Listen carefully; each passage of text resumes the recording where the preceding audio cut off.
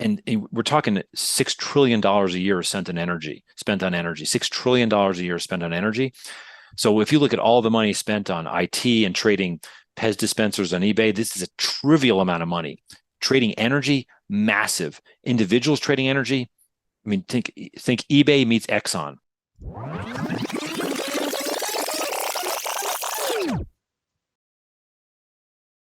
All right, everybody, welcome back to another episode of the Richer Geek. We have another tech geek coming at us today, and guy's name's Bill Nussey, and he's been in tech for a long time and just decided, hey, let's do something different. Let's better himself. He was a career tech CEO with multiple exits, which we all want, including an IPO. He worked at Greylock as a venture capitalist, and after selling his marketing tech company Silverpop to IBM, very nice, he shifted roles to help lead IBM's global strategy for their CEOs and SVPs. He spent the last few years creating media ventures in climate tech, which is what we're going to get into. He started with TED Talk, everyone knows that, which grew into a #1 ranked podcast on renewable energy. His new book, Freeing Energy, is a practical guide for disrupting and democratizing energy. What's up, Bill? How you doing? I'm doing great. Really excited to talk to you today. Thanks for having me. Absolutely. We love having other tech people here because, a lot of our listeners are in the tech field and they're just wondering. So give us a little, I touched on a little bit of the background, talk about where you were, where you've been, and what made you do the jump, Yeah. with all that sort of stuff. Well, I got started early in the tech world. I was 15 when I was running my first tech company in high school, and it's a great story because I couldn't throw a ball from 10 feet and hit a wall, so I had to find something to do. And there was this super geeky, nerdy loser thing to do called computers, and I fell in love with them and have been typing on computers. So I started several companies. Then there was that fateful day when the programmers gathered me in the room. I was the CEO, and they called a meeting, and they sat around in a circle. They said, "Bill, we don't want you to program anymore." And I was crushed. And they said, "You're really not that good." And so we wish you would just go and spend all your time being the CEO of the company that we joined. And so I like to say I got demoted to management, and I've been stuck in that job ever since. And I did some other startups and had some nice exits. Went to business school. Spent a couple of years at Greylock, which was fantastic. Learned the deep secrets of venture capital, which there are a lot of secrets. And then I got involved with another company and took it public. Grew to 3,000 people. Pressed the button in NASDAQ as the CEO, which is super cool. And then I built a software company up that was marketing tech, digital marketing, one of the first digital marketing companies, one of the biggest, sold out to IBM. It became the IBM Marketing Cloud. And this is where it starts to get interesting. So do I want to work at a giant company like IBM? And I was pretty excited about it just because I'm on fire when I'm learning things. That's what I've discovered about myself. When I'm learning new things, I'm meeting people that have different perspectives, I'm pretty happy. And I thought, well, I'm going to learn a lot working in a big company. And the people at the top of IBM, were sharp or motivated. I think collectively the output of what IBM does is a lot less than it could and should be, but the individuals there are really great. And I had the strategy job and looking at all the things that IBM could do with the billions and billions, tens of billions of dollars of resources, and along the way, accidentally, I discovered this whole clean energy thing. And while IBM didn't end up going hard after that space. In fact, they spun out a lot of their assets and ended up making a ton of money. A company got acquired shortly thereafter. The clean energy appealed to all the stuff I loved about tech. Right. At first, it looks like it's like I got to build things. It takes forever. Solar panels are, it's regulated. It's political. But as I dug into it, and that's really what caused me to write a book, is there's angles on how to get into this energy industry that they're not everyone knows them, but they're real. They're huge. And the book called Freeing Energy, which I finally came out with late last year, is dedicated. That first page there where they thanked their family and everything for helping. In my book, it's like to the 10,000 people, the tech entrepreneurs who are not currently in clean energy, that are going to join and they're going to save the planet. And the book's not at all about climate tech, not about climate change. That's important, but that's not what it's about. It's about how people that have been tech entrepreneurs, how they can invest in, join, or create companies in climate tech that not only is one of the most lucrative careers, lucrative areas of investment going forward, and I've plenty of numbers I can tell you that blow your mind. It's you wake up every day, sort of even if the day doesn't go well, maybe you don't close a deal or someone quits that you don't want to quit, but every day the future is getting better because of your work. And that's the first time in my career I've had that chance to just wake up every day and know that the world's a better place because people, thousands of others are working towards this goal. And it's a wonderful feeling. Now, let's talk a little bit about, the climate tech in particular. Everyone's heard of, everyone knows Musk. And Who? Mr. Elon. And he has these fancy computers on wheels. And he kind of revolutionized that part, and you could say that there's a lot of tech in that. No one really knows about the other tech side of climate. Everyone thinks, okay, there's windmills, there's solar panels. What specifically is there? What is climate tech? I mean, is that just digging the ones and zeros in all of this? No, not at all. This is what's so cool. And some quick numbers. I'll give you two sets of numbers that'll blow your mind. If you look at all the large infrastructure investments we've ever made as humans, right? Most people correctly guess one of the largest is the U.S. highway system. We spent over 25 years in current dollars. We spent about $500 billion. It's huge. Well, you talk about there's actually a larger investment that we've made over the last 25 years. You look at the last 25 years, basically from the beginning of 2000, just before 2000, we've invested across the world $1 trillion in venture capital investments. So just a nice round number, almost exactly $1 trillion has gone into all venture investments from, the NCSA browser and Mosaic back in the early days to, the most current companies that you're $1 trillion. That's a big number, 25 years. If you look at the most conservative estimate of what we're going to invest in clean energy in the next 25 years, the most conservative, smallest number, $17 trillion. So this is at least an order of magnitude larger than all venture investments ever made. And now that the governments of the world are starting to realize with the war in the Ukraine and other things that, maybe this clean energy stuff is stuff we should really think about. McKinsey is estimating that we're going to be investing $9 trillion a year. So almost 10 times per year the investment of all venture investments in the history of venture. So the amount of money moving here is just absolutely unprecedented. And a lot of this is going to go to build those solar farms and the wind turbines. And so it doesn't have that kind of sexy, geeky returns. But the venture capital side of it, which is what I'm focused on and what the book's about, is enormous all by itself. So go back 10 years ago, and all clean tech venture capital, which is stuff that by definitions, sexy, hot growth, high growth, going to make somebody some money, help your listeners put some wealth, increase their wealth. 10 years ago, $5 billion was invested in venture capital put towards clean tech, climate tech. Last year, $165 billion. So 10 years, you've had a 30x, 33x. I don't think there's, and no one's looking at these numbers and realizing the amount of venture money flowing into the clean tech space is just extraordinary. And so to your question, how does somebody get involved with it? And in my book, Freeing Energy, I talk about, I was trying to answer that question because everybody asks, like, how do I go build solar on my roof? What do I do? And so I created this, I call it the 5 orders. It's a simple framework that says, listen, if you're going to read an article about a new battery, that's a first order because you're making something, you got to have a factory, it's regulated, it's complicated, expensive. Other countries are sometimes better at it. Then you get the second order, where you take existing stuff, components, first order components, and you put them into a product like my favorite example is a Tesla car, right?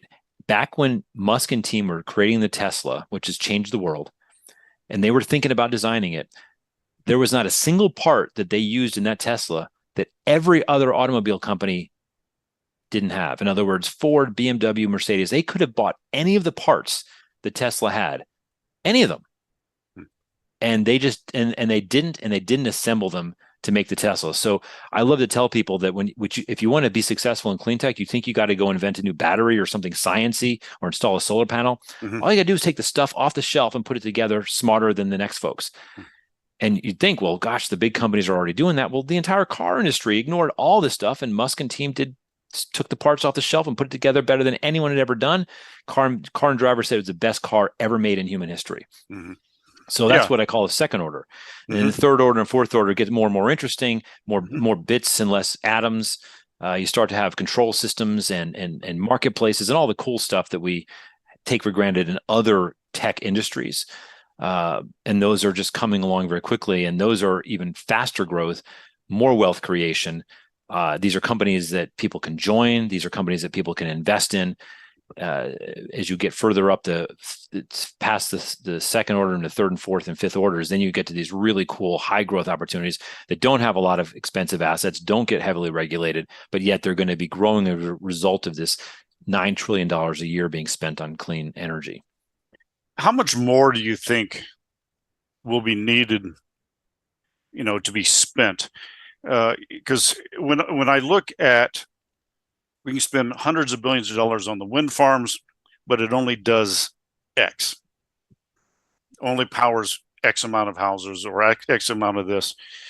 And, I'm looking at just the amount of trillions of dollars that we would have to spend, even to counteract the large industrial countries that don't care. Do you see a point to where it'll be worth it, to where we can overcome what some of these other countries that are just polluting the earth? Do you see at some point it'll flip? It'll be worth it down the road? Well, here's the funny thing, and I try to get this across in this book and in my podcast.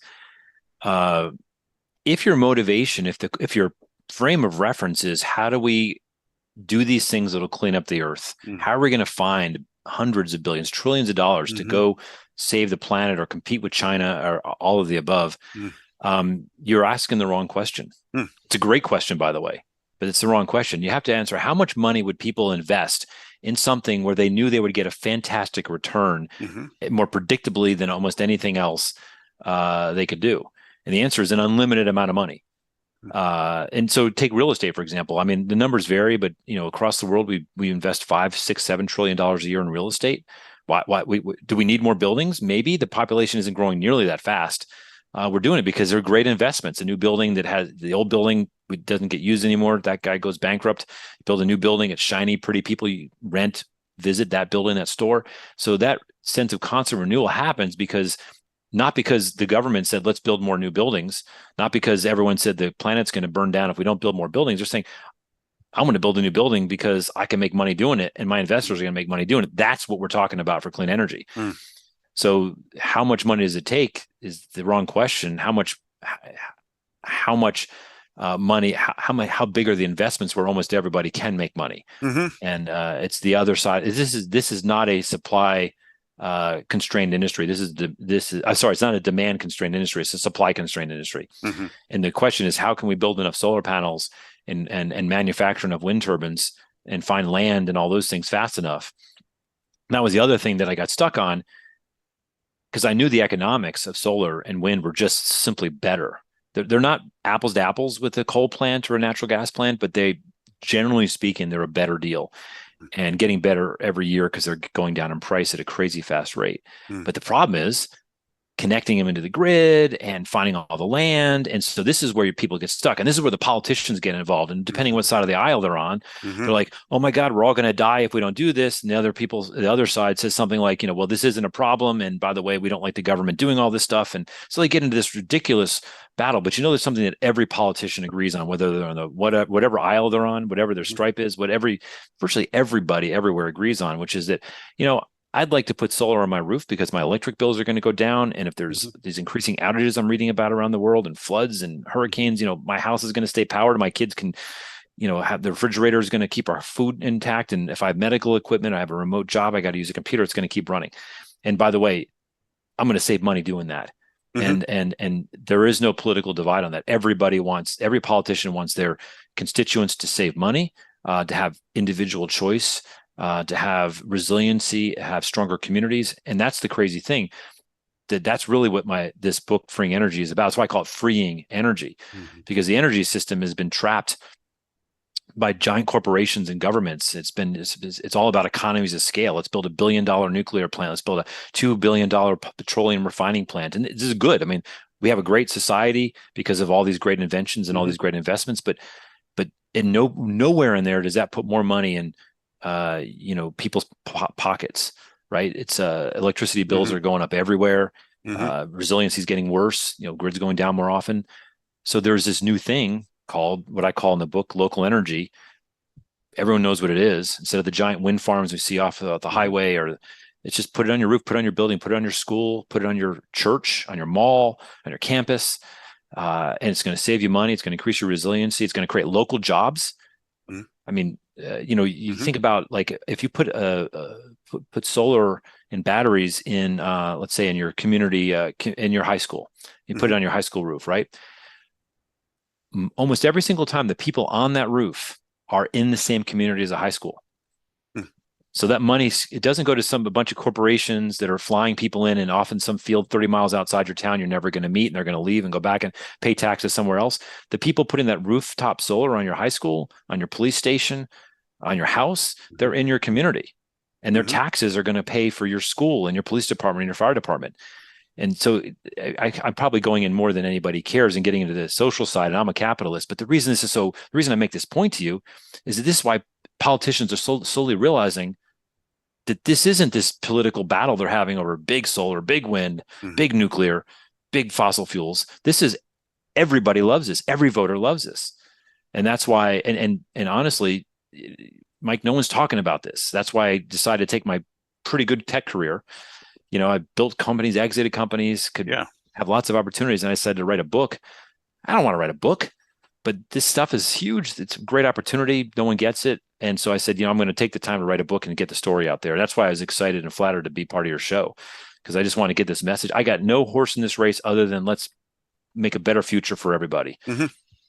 Yeah. And do you advocate more towards, it seems like, more of the local?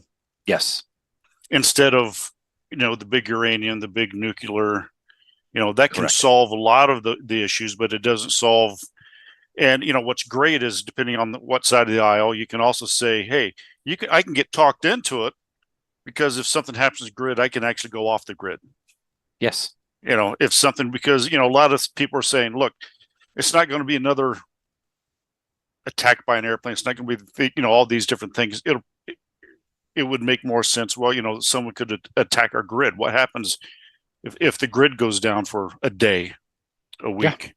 The consequences are pretty bad. I think, 300 people died in Texas last year just because the winter was so bad and the grid went down. But the funny thing about these, like nuclear, a lot of people are fans of nuclear. I think I don't have a horse in the race with nuclear either way, but let me just give you a simple metaphor. So, hey, let's build lots of nuclear because we can power lots of people at once. So let's reduce that to a simple metaphor. Let's say we want to make a living for housing for 10 people, 10 families, right? So we could build one, and if the numbers were the same, I could build a giant home with room for 10 families to live in it, and it would cost me $1,000, and that's nuclear. And so it's going to cost me basically $100 for each one of those families. Does that make sense? This local energy stuff is like, well, I could also make a home for each of those families for $20 each. So people are just enamored with this idea of building these giant nuclear, giant natural gas plants, giant grids. And they say, well, look at all the people I can do. But if you do this simple math, and this math is available anywhere, you Google it, you're going to find no one disputing what I'm telling you, that if you build a giant nuclear plant, it's going to cost each person using that electricity 5 times more money than if we build a solar plant. Yeah, that's very interesting. It's I'm glad you're explaining these things, because here's the thing: people only know based on what media they listen to. Yeah, You know, and that's how they gain these insights and these opinions. Let's get back to what we love is being an entrepreneur. How can you cool. even get started as a climate tech entrepreneur? Well, I tell you, this is the time. 2022 was the birth of when it became a great time to jump into this industry. I like to tell people, I'm old enough to have been around when the internet came out in the late Mm-hmm. 90s. And this feels the same to me. If you could go back to your friends in the late 90s and say, there's this thing called the internet, maybe you want to find a company like social networks, maybe, or this, sort of routers, you could do something in that. And they're like, I don't know what that is. It's new. And this is the same time in history for clean tech. And so the good news is, if you want to go be a part of a company that puts solar on roofs or builds big solar plants or whatever, there's plenty of those opportunities everywhere. But when I think about people like me and a lot of your listeners, I'm a nerd. I want to do stuff with computers and build software. And so that's where it's really getting interesting now.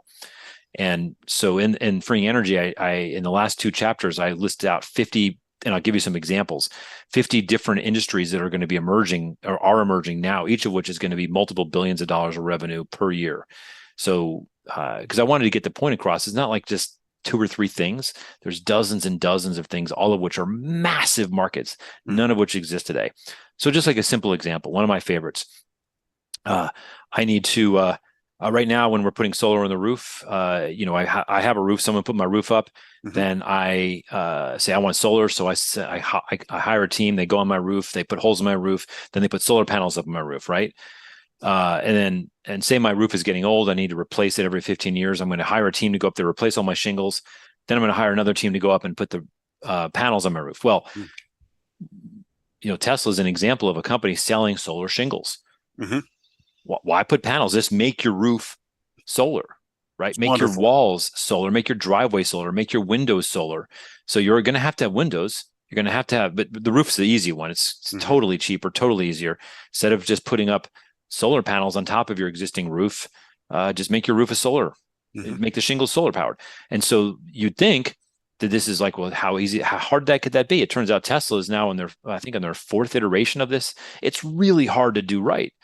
And by the way, it's not just this mechanical science, chemistry, fancy physics with solar. It's actually like, how do you design the system of wiring? This is a classic problem that software people can solve. Mm-hmm. How do I create this very intricate wiring, and how do I explain it and create diagrams for the electricians who are often not sophisticated technical people or technology people? How do they go up and connect the wires? And how do I design this? How do I schedule it? How do I pitch it? How do I analyze it when it's done? The vast majority of solar plants out there, the mid-sized ones, when they go down, nobody knows. Because if your website goes down, you kind of know it, right? Because we have tools, but Yep. those tools don't exist in the solar world, as an example. So it's all very basic stuff. And then you go all the way up to the really sexy stuff, like peer-to-peer electricity trading. It's currently illegal in the United States, because the United States is probably behind most of the world when it comes to electricity innovation. Mm-hmm. But you go to Australia, Japan, many places in Europe, and you and I are next door neighbors, Mike, and I put up a bunch of extra solar, and you have too many trees in your yard. You don't want to put solar up, but you have a big basement you're not using, so you're going to put a couple of battery packs down there. What we do is we go on any number of new companies emerging in their platforms, like think eBay, right? Or Etsy. And we go there and I say, you know what, Mike, I'm going to sell you. I'm not using all the solar, so I'm going to sell you some extra solar. And you're like, well, listen, I could trade. We could do an Ethereum trade, a contract trade. We could do any way we could do this. There's going to be 50 companies going to you and me as neighbors saying, how do we 1 + 1 = 3? How do we save money, increase our resiliency without having to do the entire thing ourselves? So creating marketplaces like that. And we're talking $6 trillion a year spent on energy, $6 trillion a year spent on energy. So if you look at all the money spent on IT and trading Pez dispensers on eBay, this is a trivial amount of money. Trading energy, massive. Individuals trading energy. I mean, think eBay meets Exxon. Now, how sounds wonderful, but then the utilities companies are going to say, "Oh, wait a minute, what's in it for me?" I mean, it's hard enough. I'm in Arizona. We're not even allowed to sell back the energy that we store. Right. Right. Okay. Where California you can, and other states you can. If I put solar on top of like an RV storage park, there's this huge amount of roof space. Mm-hmm. Doesn't make sense because I can't sell it back to the grid. I can't bring it back. Right. So it's when do you think, or do you think that the states or they'll get it and say, hey, look, does it take just, well, what's in it for me before everyone realizes that? Because it seems like a lot of the utilities are saying, yeah, you put solar on, but then we're going to charge you for having that, Yeah. for even trying to save. Then now it's not even a savings anymore, or So let it's me tell you a story. minimized. Let me tell you two stories. There was an invention that a group of people out of Silicon Valley came up with a tech solution to something a couple of years ago, and it was revolutionary, but no one got it, and it didn't appreciate it, and it actually took on a regulated monopoly industry that didn't want this to happen. And so this monopoly industry, just like the electricity industry currently, it's like, I don't want this to happen. They're saying we're going to get in the way. We're going to use our political power to stop these things from happening. But what happened was that it turns out everybody wanted Uber. Yeah. And taxi companies who were state granted monopoly, they're like, we don't want this. And they went to the state, and they knew the state legislators. They'd been there, they all friends for decades, right? They're like, stop this. And they did at first. But what happened was people said, wait a minute, Uber's cheaper, it's better, Cleaner. it's cleaner. I want Uber. And the legislators for a while said, no, we're not going to do it. It's bad. But what happened? Almost every single place, when enough people gave a crap, the regulators, well, we're not here for large taxi companies. We're not here for large utilities. We're here for citizens and voters. And if the regulators don't get it, the politicians sure as heck will. And it's like, as I like to joke, there's a lot of division in America about how we should run the country and things like that. And we could have a great debate on it, I'm sure. But I'll tell you, there's one thing that's universal to Americans. There is no American you can go to and say, you know what, Mr. or Mrs. American, I would like you to pay substantially more for this essential product that you use, because I want to make sure that this large unnamed company you've never heard of remains very profitable. You just can't do that to Americans. It doesn't matter, Democrats, Republicans. And so what happens is most Americans, you happen to be aware of the fact that you could probably be saving more money with solar if your government supported it in Arizona. But your government's listening. There's not enough of you saying that. But let me tell you a second story about where that did happen. There's a little state just south of me here in Georgia. They call it Florida, I think. And the Florida utilities, I talk to utility people all the time. They're really good people. They're trying to do what we ask them to do. It's old laws and a bunch of stuff that makes everyone confused about what we should be doing. And so the utilities convinced the Florida legislator to pass a law that would make solar, just like happened to you in Arizona, make it pretty much uneconomic. Yeah. And the legislator passed it along party lines. No one voted the other way. And so, of course, the governor of Florida is famously conservative. And of course, he was going to go with his legislator. You know what? He vetoed it. Florida, Ron DeSantis vetoed local energy, would have shut down local energy. And when asked why he did it, he said, listen, 85% of Floridians love having solar on their roof. It doesn't matter what party they're in. And so that was a shot heard around the world for politicians. This is local energy. Yeah. Local energy is no longer politically divided. When Ron DeSantis says, I'm all for local energy, my state's pretty good to work with. Your state has been and isn't. We'll go back. So Ron DeSantis is sort of setting, among the people that pay a lot of attention to what he does, he's setting the trends. So I think in the next couple of years, it's going to be profitable to do it everywhere for us. Yeah, and that's fantastic. I'm so glad that people, it's like, nope, I'm conservative. I can't do this. I can't get behind it because my voting base. But if you listen to the people, it doesn't matter who you are or what side you're at on, we do want clean energy and a reduction in costs. Absolutely. So, we've got just a few more minutes. Let's talk a little bit more about your book. Where can people find your book? It's called Freeing Energy. The book is available pretty much anywhere. We went through a lot of trouble, so we got the hardcover, we got the soft cover, we got the Kindle, we got the ebook from iKobo, and then we also, for people like me that like audiobooks, I hired a great audio narrator, and he's got a great voice, and he does the audiobook, so you can get any of that pretty much anywhere you get books. A lot of people like to buy from small bookstores. You can get them there. Yeah. They may not have it in stock. You have to ask for it, but they'll get it for you. And listen, if there's somebody that wants this book and can't afford it, it's $10. If they can't afford it, just maybe they can't. They want it for the library. Just they reach out to you, send me an email, Mike, and I'll send you some free PDF copies with their name on it. So I'm not. This is not about selling my book. I just want to get the message out there. And so there's a website called freeingenergy.com.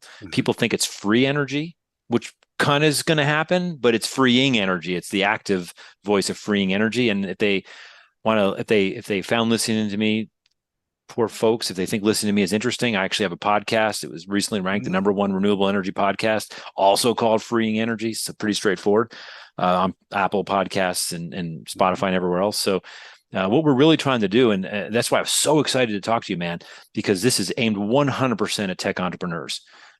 Hey, I not only do I want to make a lot of money, and maybe crypto isn't as hot as I thought it was. I want to do something that's actually going to really help the environment. Crypto hurts the environment. That's who I wrote it for. So that's really the story. If any folks get a chance to read the book, I'd love to hear what they think, and love to have them, if they like it, to pass it along to their friends. Yeah, I really appreciate it, Bill. And I think every one of us can agree now. It's like, look, get with the times, get with what is happening. It doesn't hurt, and I'm talking about, one side or the other. It doesn't hurt trying to free your energy, whether it's the solar panels, and I know the batteries will get better.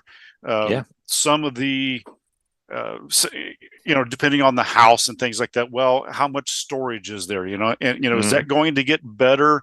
It's like, well, yeah, if the grid goes down or a storm knocks it out, I've got a day. Yep. Yeah. If you buy a Ford I'm lined up to get a Ford 150 Lightning. Yeah. Right. I mean, that thing's fantastic, right? Talking about crossing the political divide. Right. I love the Ford. I have a Ford 150, an old kind, and I really want to get this new one, because if my power goes out, I just plug it into my house and power my house. There you go. It's fantastic. This is the future. This is the future. It is. Well, I'm signed up to get the Cybertruck if it ever. Yeah, I'm on that one too. I love that thing. Comes out. My wife says, you can't park that in my driveway. And I'm like, I love that thing, honey. We're going to have a discussion about it. Yeah. I have the Tesla X now, which I absolutely love. Great car. Great car. But yeah, if the Cybertruck ever comes up, I'm ready. So everybody, listen, it's Bill Nussey. His book is Freeing, FREEING, not just free, Freeing Energy. He also has a podcast named the same. Bill, thank you so much for coming on the Richer Geek, and I hope you have a wonderful day. Thanks for having me, man. All right, take care.